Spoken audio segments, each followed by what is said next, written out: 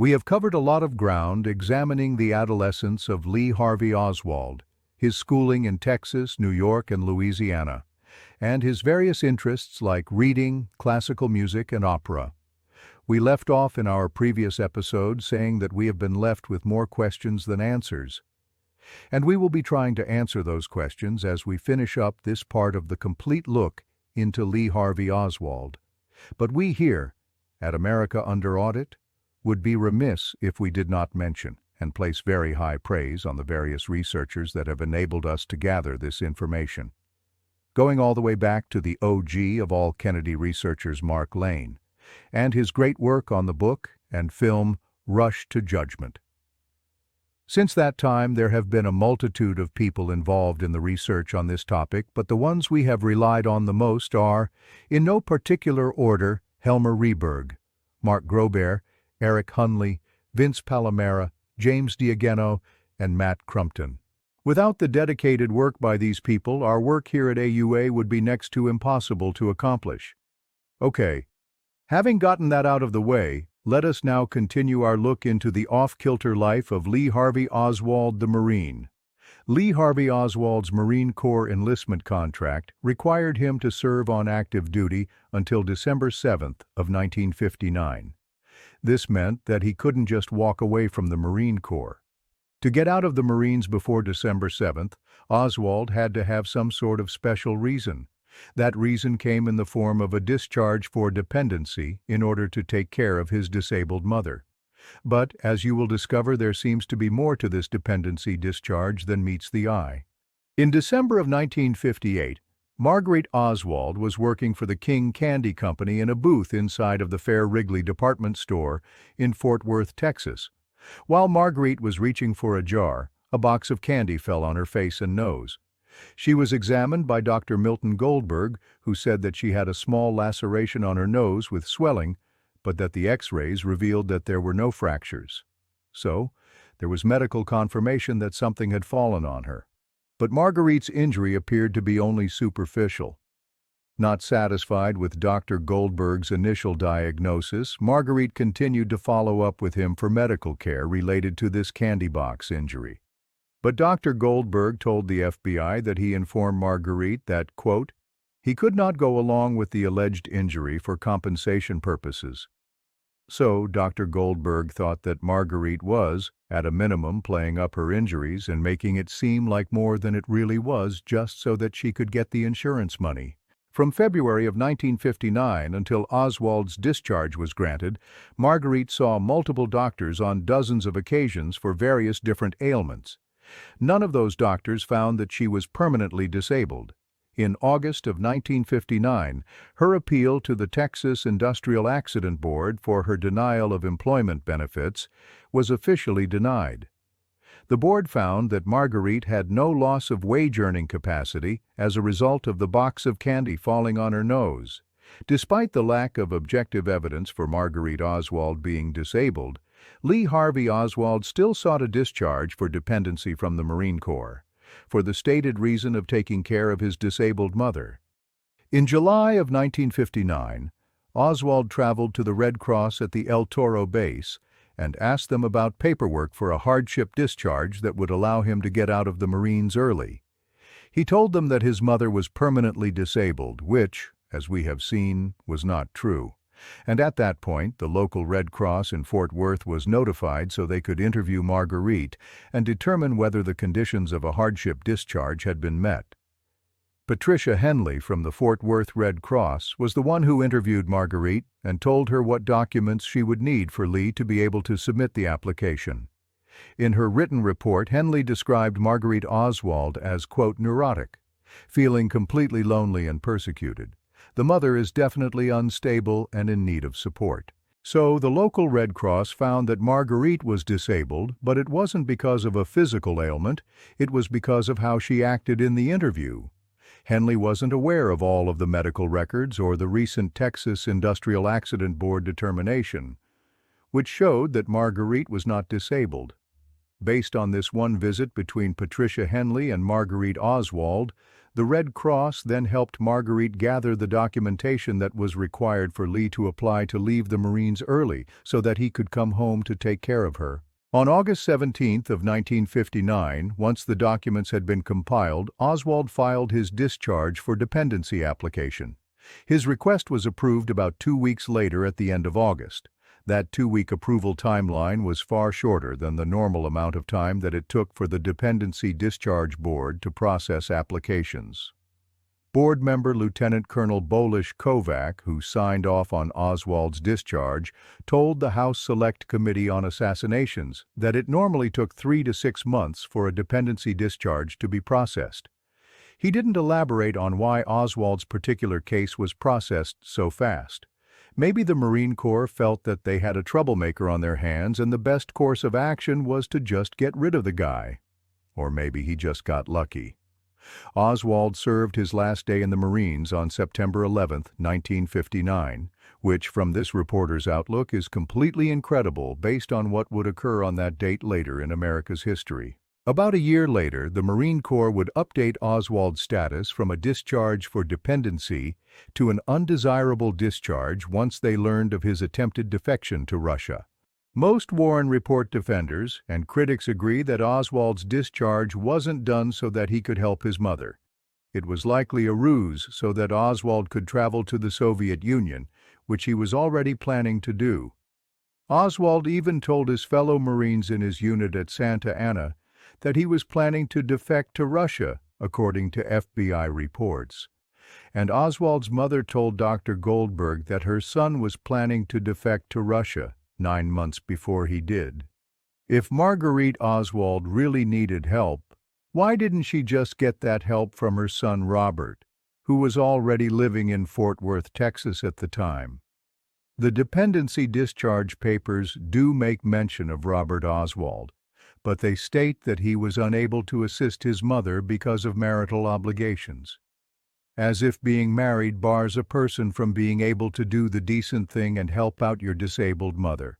Oswald sent his application fee to the Albert Schweitzer College on June 19th, but just a few weeks later he is asking the Red Cross how to get a dependency discharge for his mother for an injury that he had known about for over 7 months, since December of 1958. Of course, Oswald can't attend college in Switzerland if he's at home in Texas taking care of his mother. So why would he waste today's equivalent of $250 on a college application to a school that he knew he couldn't attend? The answer is that he never intended to take care of his mother at all, just like he never intended to go to Albert Schweitzer College.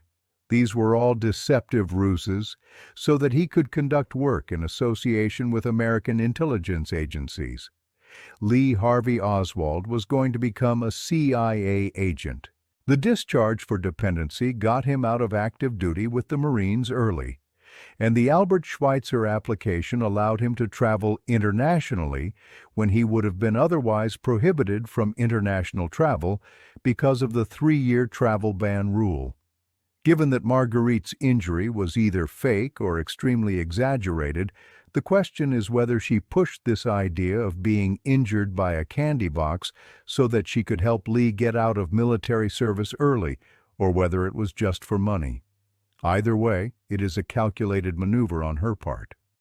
However, Grace Craner, Marguerite's landlord, said that on September 13th, Marguerite told her that she wanted her to meet Lee because he was only going to be in town for a few days.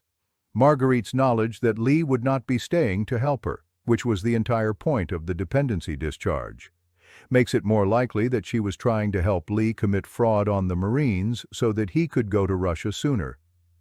When reading about the Warren Report's version of Lee Harvey Oswald, a central part of his persona is the idea that he was stridently dedicated to Marxism, a political philosophy where workers own the means of production, and communism, a system of government based on Marxist principles. But when exactly did Oswald begin to express these Marxist ideologies? And did he outwardly share those Marxist ideologies or beliefs with anyone else? Oswald told journalist Aline Mosby that he had been interested in communist theory since he was 15 years old, when an old lady in New York gave him brief or pamphlet about saving the Rosenbergs. Oswald turned 14 in the fall of 1953, when he and his mother were still living in New York. The Rosenbergs, who were convicted of spying for the Soviet Union, were executed in June of 1953. So what Oswald was saying could be true. We know from looking at Oswald's childhood that the first time anyone that knew him says that he was interested in Marxism is when Henry Timmer, the guy who claims to have met Oswald in North Dakota, brings it up. But, as we have previously discussed, the Oswald in North Dakota theory is disputed and uncertain. Curiously, Ed Vogel, Oswald's friend from junior high and high school, said that he never mentioned communism. Vogel told the Warren Commission, quote, "I have read things about Lee having developed ideas as to Marxism and communism way back when he was a child, but I believe that's a lot of baloney. I am sure that he had no interest in those things at that time. At least, that I know of." The next person to say that Oswald discussed Marxism was Palmer McBride, who worked with him at the Fisher Dental Lab. McBride is the one that gave the FBI report claiming to have worked with Oswald from December of 1957 through May of 1958. McBride told the FBI, quote, "Lee Oswald was very serious about the virtues of communism and discussed these virtues at every opportunity." McBride also knew Oswald when he got kicked out of the party being held at William Wolfe's house for talking too positively about communism. Putting North Dakota aside for now, it looks like Oswald started to outwardly share his affinity of Marxism during his friendship with Palmer McBride. To figure out when exactly this was, we end up having to go back to Palmer McBride's time with Oswald at the Fisher Dental Lab, overlapping with the dates when Oswald was in Atsugi in Japan.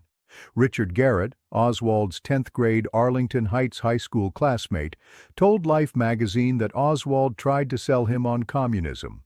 This makes sense because right after Oswald dropped out of Arlington Heights High School, he wrote a letter to the Socialist Party of America on October 3rd of 1956. The letter said, quote, "Dear Sirs, I am 16 years of age and would like more information about your youth league. I would like to know if there is a branch in my area, how to join, etc. I am a Marxist and have been studying socialist principles for well over 15 months.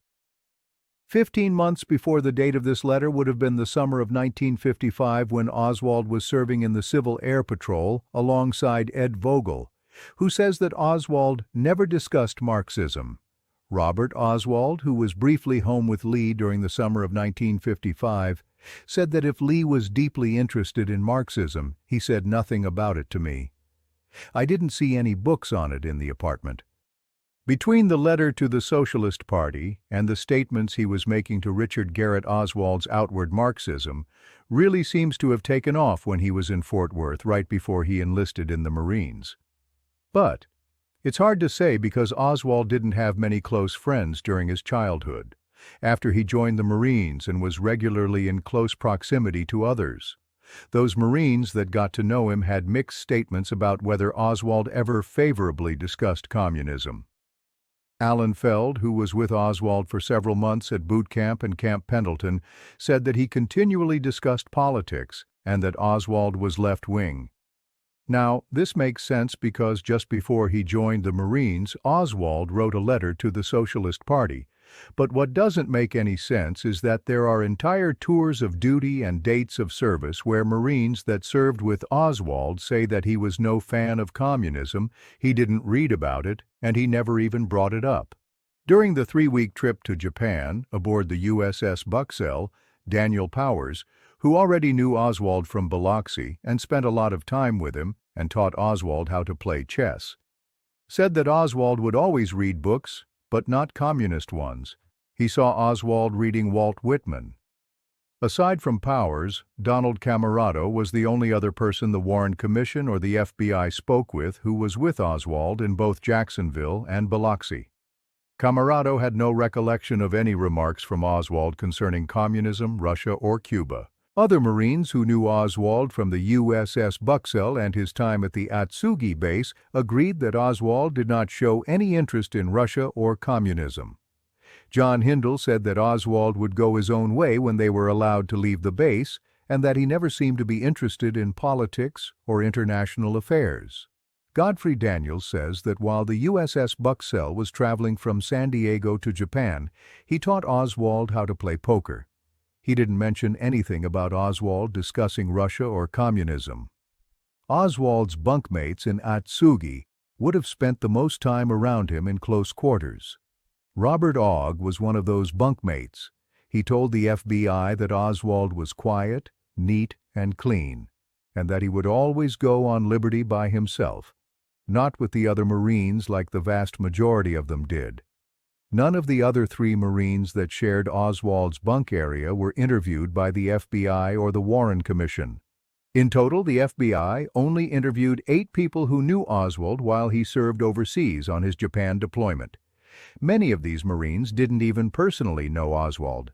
The fact that there are 0 witnesses from Oswald's time at Jacksonville, Biloxi, or Japan who recall him speaking favorably of Marxism is somewhat mysterious, especially when we look at the statements from the Marines who served with Oswald at Santa Ana once he returned from Japan. When Oswald was back stateside, he bunked with Nelson Delgado, who said that Oswald always praised the socialist form of government and said that Castro was the best thing that ever happened to the Western Hemisphere. Delgado said that Oswald had a copy of Das Kapital, the same book that Henry Timmer and Palmer McBride mentioned, and that Oswald was always reading it. Sergeant Richard Crowe echoed what Nelson Delgado said. Oswald had also discussed communism, and specifically the book Das Kapital with him. Now, by this time, Oswald's love of the Soviet Union was on full display. Everyone in his unit was calling him Oswald Kovich, and it's easy to see why. He played Russian records loudly. When he played chess, he used a set that had red pieces to represent the Red Army. And he talked about wanting to help Castro in the Cuban Revolution. Oswald even received a Russian newspaper called The Worker, which he had sent to the Santa Ana Marine Corps base. He told Nelson Delgado that the paper was okay because it was a white Russian paper, not a communist one. The White Russians were the faction in Russia that opposed the Bolsheviks. They were the anti-communists. Anyway, this Russian newspaper eventually came to the attention of Captain Robert Bloch, who then confronted Oswald about it. Oswald told him he was studying the paper so he could indoctrinate himself into the enemy's philosophy. This sort of study was consistent with Marine Corps policy. The matter of Oswald's Russian newspaper was then dropped. Jim Botello, who roomed with Oswald in Santa Ana, told Mark Lane, quote, "I'm very conservative. Oswald was not a communist or a Marxist. If he was, I would have taken violent action against him, and so would many of the Marines in the unit. In other words, if Oswald was in fact an outspoken communist in the Marines in the 1950s, he would have experienced what is known as a blanket party, and he did not, which says a lot in and of itself." In summary, the first mention of socialism is from Henry Timmer when Oswald was 14. But no one else says that Oswald talked about socialism or Marxism until Richard Garrett when Oswald is about to turn 17. Why wouldn't Oswald talk about his favorite subject for those 3 years in between? Maybe he did, and no one was interviewed who heard him. Or maybe Timmer's North Dakota incident was completely fabricated, and the first person to actually hear Oswald mention Marxism was Richard Garrett at Arlington Heights. Or maybe that reported incident was bogus as well. Now, the absence of any Marxist talk for large swaths of Oswald's military career doesn't make any sense, especially when he picked right back up with it when he arrived in Santa Ana. Are we to believe that Oswald decided it wasn't a good idea to talk about communism in Jacksonville, Biloxi, or Japan? But it was fine for him to do that at Camp Pendleton in Santa Ana. It's also strange that Oswald would be espousing the virtues of communism while eagerly leaving high school early so he could join the Marines. Remember, Oswald tried to enlist in the Marines when he had just turned 16, and he was turned down because the affidavit was fraudulent. So, he certainly was motivated to become a Marine, and most Russian-loving commies don't do that sort of thing. He didn't talk about the Army or the Navy or the Coast Guard. For him, it was the Marines, or nothing at all. Was he just attempting to emulate his older brother Robert by becoming a Marine? Perhaps. Or maybe he wanted to be a part of the most elite fighting force available in the U.S. at the time because he was a patriotic American. The official story is that he wanted to copy his older brother coupled with his desire to get away from his mother, but there's no evidence to support either claim. He wouldn't have had to join the Marines to get away from his mother. He could have just gotten a job that paid well enough for him to support himself and then moved out on his own. But he didn't do that. Plus, there's no hard evidence that Lee and Robert were ever very close. One final thought on Oswald's relationship with Marxism. We know from Commission Exhibit 2718 that Oswald's love of all things Russian while serving in the Marines did not result in any investigations or negative notes about Oswald in his Marine Corps file. But we're discussing 1959 here, folks. This is at the height of the Red Scare, and McCarthyism is inundating the airwaves like a tsunami TV radio wave. McCarthy's Un-American Activities Committee hearings kept front pages all across the country full of reports of commies coming out of the woodwork everywhere. Although, as time went on, most of the claims by the hard-drinking Minnesota senator were found to be just a little bit of a fabrication that literally destroyed the lives of many Americans. At the time, the public lapped it up like a dog who spent a week in the desert without any water. McCarthy's lawyer at the time, it should be noted, was one Roy Cohen, who went on later to become the lawyer for our current president, Donald Trump. Just thought it important to add that in there for prosperity purposes. And just a few years after all that hoopla is when Oswald Kovich is supposed to be rallying the war cry for all things Russia and communism while serving in the United States Marine Corps. Yeah. Something doesn't exactly fit in that picture to me, although it could have been a very laid-back and accepting environment in the Marines at the time, but I've never heard of such a time as that existing within the Marine Corps. It seems more likely that Oswald was allowed to steep himself deep into the black tea of the Russian culture and Marxist philosophies because it was a part of his job, and that's pretty much what he said when he was asked about his subscription to the worker newspaper by his commander. But when exactly did Oswald begin to study the Russian language? Now, Russian is not an easy language to learn. On the scale for such things, it is listed as a Category 4, and on average it takes a person roughly 1,100 hours to learn to be proficient, according to the United States State Department. While there is evidence that Oswald was talking about Marxism just before he turned 17, the record is lacking when it comes to any proof about when Oswald first began learning the Russian language. The Warren Report says, quote, "While in Atsugi, Japan, Oswald studied the Russian language. Perhaps with the help of an officer in his unit who was interested in the Russian language and used to talk to Oswald about it occasionally. The report doesn't tell us who this officer was, and there are no known FBI reports or statements from any witnesses on the matter.